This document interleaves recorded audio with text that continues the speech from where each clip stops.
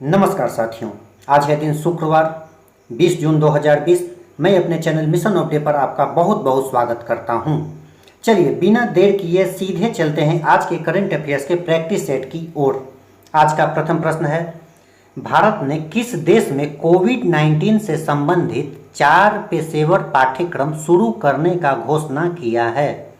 Option है श्रीलंका, नेपाल, बांग्लादेश या भूटान। तो इस प्रश्न का सही उत्तर है ऑप्शन सी, बांग्लादेश। भारत बांग्लादेश में 4 पेशेवर पाठ्यक्रम शुरू करने का घोषणा किया है। 18 जून से 26 जून तक चलने वाले इस पाठ्यक्रम का उद्देश्य बांग्लादेश में कोरोना महामारी से निपटने की क्षमता बढ़ाना है। अब यहाँ बांग्लादेश का वर्णन है। तो यहाँ की राजधानी ढाका है। वर्तमान में यहाँ के प्रधानमंत्री शेख हसीना हैं तथा राष्ट्रपति अब्दुल हामिद जी हैं। चलिए चलते हैं अब दिन के दूसरे प्रश्न की ओर। यह प्रश्न है, देश में मनरेगा के तहत रोजगार देने में शीर्ष पर कौन सा राज्य रहा है?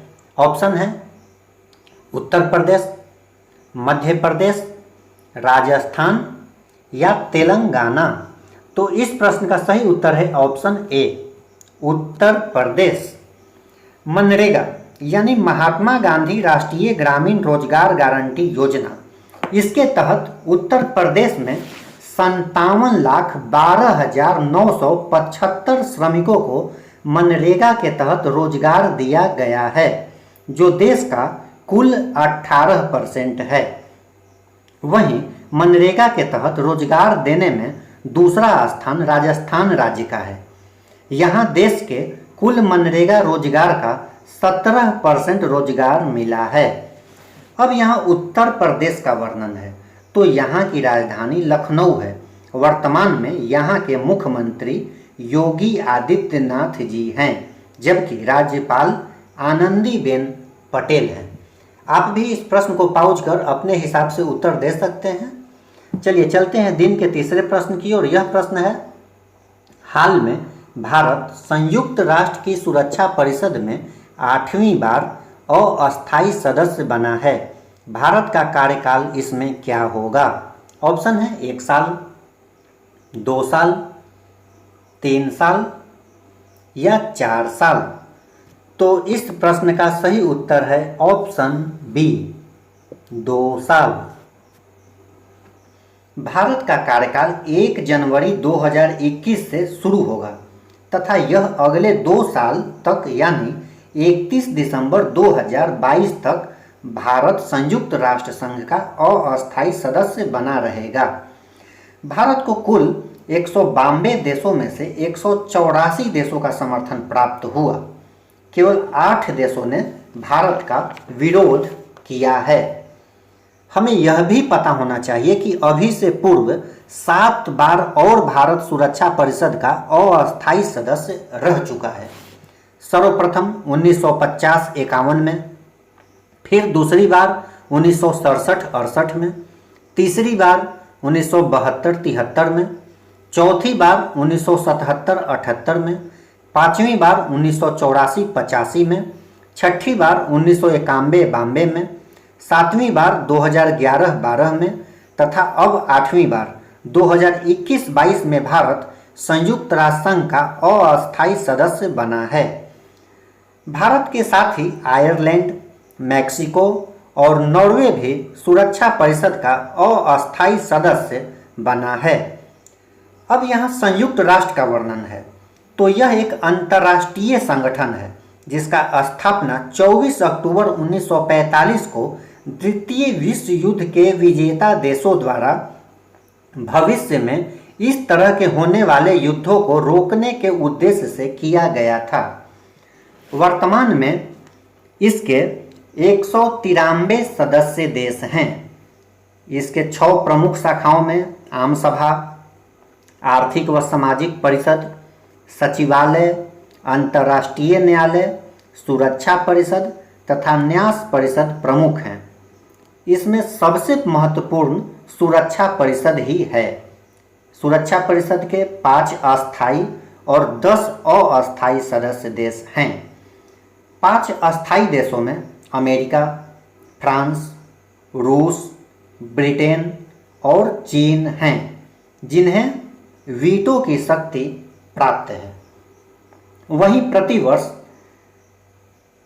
5 अस्थायी देशों का चुनाव 2 वर्ष के कार्यकाल के लिए किया जाता है। वर्तमान में संयुक्त राष्ट्र संघ के महासचिव एंटोनियो गुटेरस हैं, जो पुर्तगाल के हैं। तो इस प्रश्न से हमें इतनी जानकारी मिलती है।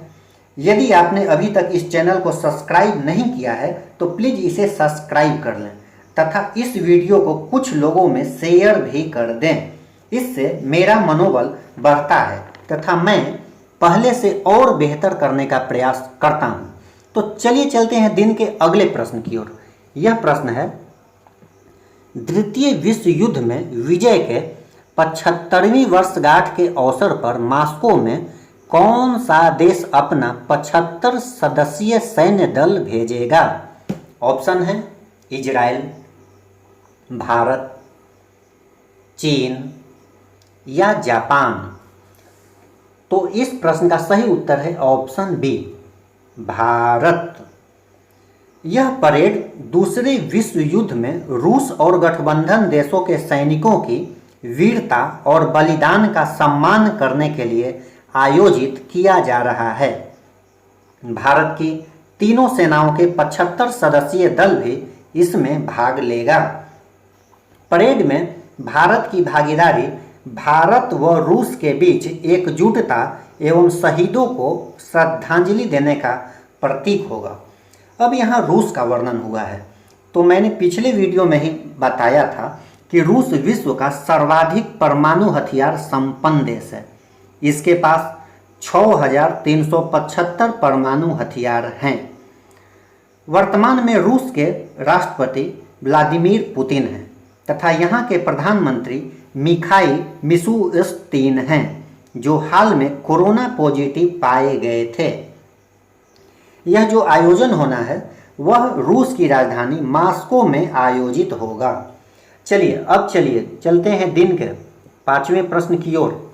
यह प्रश्न है, कोयला उत्पादन में भारत का स्थान विश्व में कितना है? ऑप्शन है पहला स्थान, दूसरा स्थान, तीसरा स्थान या चौथा स्थान। तो इस प्रश्न का सही उत्तर है ऑप्शन बी, दूसरा स्थान। भारत विश्व में दूसरा सबसे बड़ा कोयला उत्पादक देश है। वहीं भारत के पास दुनिया का चौथा सबसे बड़ा कोयला भंडार है, परंतु भारत फिर भी कोयले का आयात करता है। यही कारण है कि हाल में प्रधानमंत्री नरेंद्र मोदी ने देश को कोयला के क्षेत्र में आत्मनिर्भर बनाने के लिए कोयला सेक्टर को निजी कंपनियों के लिए पूरी तरह से खोलने का घोषणा किया है।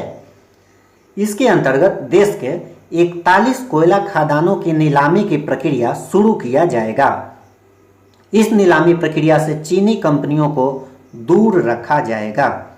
इस नीलामी से अगले 5 साल में देश में 33,000 करोड़ रुपए के पूंजीगत निवेश की उम्मीद है। चलिए अब चलते हैं दिन के 6ठे प्रश्न की ओर। यह प्रश्न है, एशियाई विकास बैंक के अनुसार चालू वित्त वर्ष में भारत की अर्थव्यवस्था में कितना प्रतिशत का कमी होगा? ऑप्शन है 2%, 3%, 4% या 5%। तो इस प्रश्न का सही उत्तर है ऑप्शन सी, 4%। देश की अर्थव्यवस्था में यह गिरावट कोरोना महामारी के कारण होने की आशंका से है। एशियाई बैंक के साथ ही यहाँ क्रेडिट रेटिंग एजेंसी फिंच ने भी 8 साल में पहली बार देश की जीडीपी ग्रोथ रेट में निगेटिव कर दिया है तथा देश की जीडीपी में 5% की गिरावट की बात भी साथ में कहा है। अब यहाँ एशियाई विकास बैंक का चर्चा है। तो यह एक क्षेत्रीय विकास बैंक है जिसकी स्थापना 19 दिसंबर 1966 को एशियाई देशों के आर्थिक विकास के लिए किया गया था। इसमें 68 सदस्य देश हैं जिसका मुख्यालय मनीला में है। और ये मनीला फिलीपींस में है। वर्तमान में एशियाई बैंक के अध्यक्ष मासात्सुगु मसाकावा हैं। चलिए अब चलते हैं दिन के 7वें प्रश्न की ओर। यह प्रश्न है 2021 में होने वाले चौथे एशियाई युवा पैरा खेलों की मेजबानी कौन सा देश करेगा?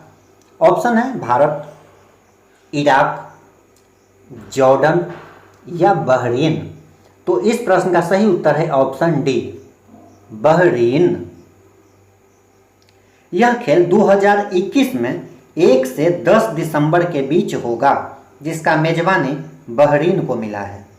इस प्रतियोगिता में 9 खेलों को शामिल किया गया है, जिसमें 20 साल से कम उम्र के लगभग 800 खिलाड़ी भाग लेंगे। अब यहाँ बहरीन का वर्णन है। तो यह एक द्वीप पर बसा हुआ देश है जो दिल्ली राज्य से भी छोटा है। बहरीन की राजधानी मनामा है। यहाँ राजशाही व्यवस्था लागू है। वर्तमान में यहाँ के राजा अब्दुल बिन हमास हैं, जबकि यहाँ का प्रधानमंत्री अल बकर बिन सुलेमान हैं। चलिए अब चलते हैं दिन के 8वें प्रश्न की ओर। यह प्रश्न है गरीब कल्याण रोजगार अभियान योजना देश के कितने राज्यों में शुरू किया जा रहा है? ऑप्शन है 6 राज्य, 7 राज्य, 8 राज्य या 9 राज्य। तो इस प्रश्न का सही उत्तर है ऑप्शन ए, 6 राज्य। इसका उद्घाटन प्रधानमंत्री नरेंद्र मोदी द्वारा 20 जून 2020 यानी आज किया जाएगा। यह योजना देश के 6 राज्यों के 116 जिलों में शुरू किया जाएगा। ये 6 राज्य उत्तर प्रदेश, मध्य प्रदेश, राजस्थान, उड़ीसा, झारखंड और बिहार हैं। यहाँ के 116 जिलों में यह योजना लागू किया जाएगा। यह योजना बिहार में सर्वाधिक जिलों में यानी 32 जिलों में शुरू किया जाएगा। प्रधानमंत्री मोदी बिहार में इस योजना का शुरुआत खगड़िया जिले के बेलदौर ब्लॉक के तेलीहार गांव से करेंगे। अब सवाल आता है इस योजना से होगा क्या? तब इस योजना से प्रत्येक जिले में कम से कम 25,000 श्रमिकों को 125 दिनों के लिए रोजगार मुहैया कराया जाएगा, जिससे ग्रामीण रोजगार में बढ़ोतरी होगा। इससे खासकर प्रवासी मजदूरों को फायदा होने की बात कहा जा रहा है, जो कोरोना काल में अन्य राज्यों से अपने अपने गांव वापस लौट आए हैं। अब चलिए चलते हैं दिन के 9वें प्रश्न की ओर। यह प्रश्न है 21 जून को मनाए जाने वाले 6ठे अंतर्राष्ट्रीय योग दिवस का थीम क्या होगा? ऑप्शन है घर पर योग, पर्यावरण के साथ योग, पर्यावरण के साथ योग, घर पर योग, घर पर योग, परिवार के साथ योग, घर पर योग, प्रकृति के साथ योग। तो इस प्रश्न का सही उत्तर है ऑप्शन सी, घर पर योग, परिवार के साथ योग। इस बार 6ठा अंतर्राष्ट्रीय योग दिवस 21 जून दिन रविवार को मनाया जाएगा, जिसका थीम घर पर योग, परिवार के साथ योग होगा।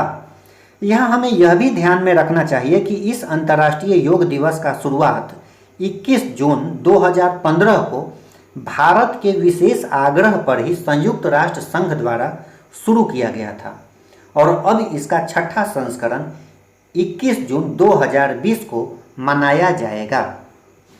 चलिए अब चलते हैं दिन के 10वें और अंतिम प्रश्न की ओर। यह प्रश्न है भारत में जलवायु संकट पर अपनी कितनी राष्ट्रीय रिपोर्ट जारी किया है? ऑप्शन है पहला, दूसरा, तीसरा या चौथा। तो इस प्रश्न का सही उत्तर है ऑप्शन ए, पहला। भारत द्वारा जलवायु संकट पर अपना पहला राष्ट्रीय रिपोर्ट जारी किया गया है। इस रिपोर्ट को पृथ्वी विज्ञान मंत्रालय द्वारा भारतीय क्षेत्र पर जलवायु परिवर्तन का आकलन शीर्षक से जारी किया गया है। आइए अब इस रिपोर्ट की कुछ मुख्य बातों पर भी ध्यान दे दिया जाए। इस रिपोर्ट में कहा गया है कि 1901 से 2018 के दौरान भारत के औसत तापमान में 0.7 डिग्री सेल्सियस का बढ़ोतरी हुआ है, जो 2099 तक 2.7 डिग्री सेल्सियस तक बढ़ जाएगा। वहीं 1951 से 2015 के बीच भारत में वर्षा 6% कम हुआ है। वर्तमान में केंद्रीय पृथ्वी मंत्री डॉक्टर हर्षवर्धन हैं। आप इन तथ्यों को वीडियो को पॉज कर लिखने का प्रयास करें, क्योंकि जो चीज़ें आप एक बार लिख देते हैं वो कभी नहीं भूलते। अब चलिए चलते हैं पिछले प्रश्न के उत्तर की ओर। मैंने आपसे प्रश्न किया था, कैप्टन अर्जुन क्या है? ऑप्शन थे ड्रोन, रोबोट, पीपीई किट या रेलगाड़ी। तो इस प्रश्न का सही उत्तर था ऑप्शन बी, रोबोट। अब चलिए चलते हैं आज के सवाल की ओर। आज का सवाल है, शारजाह ऑनलाइन इंटरनेशनल शतरंज चैंपियनशिप किसने जीता है? ऑप्शन है पेंटाला हरिकृष्णन, विश्वनाथन आनंद, मैग्नस कार्लसन, सखरियार मामेदीरोव। तो इस प्रश्न का सही उत्तर आप हमारे कमेंट बॉक्स में दीजिएगा। इसी के साथ आज का करंट अफेयर्स का प्रश्न सेट समाप्त हुआ। यदि आपने 10 प्रश्नों में से 8 प्रश्नों का उत्तर सही दिया है तो निश्चित ही आपकी तैयारी बेहतर है। यदि 6 प्रश्नों का उत्तर दिया है तो आपकी तैयारी औसत मानी जाएगी। निरंतर अभ्यास से निश्चित ही आपकी सफलता दर बढ़ेगी। यदि यह वीडियो आपको अच्छा लगा तो इसे लाइक, शेयर और सब्सक्राइब जरूर कर दें। एक और करंट अफेयर्स के प्रैक्टिस सेट के साथ जल्द ही हाजिर होंगे। तब तक के लिए good day. Thanks to watching my channel.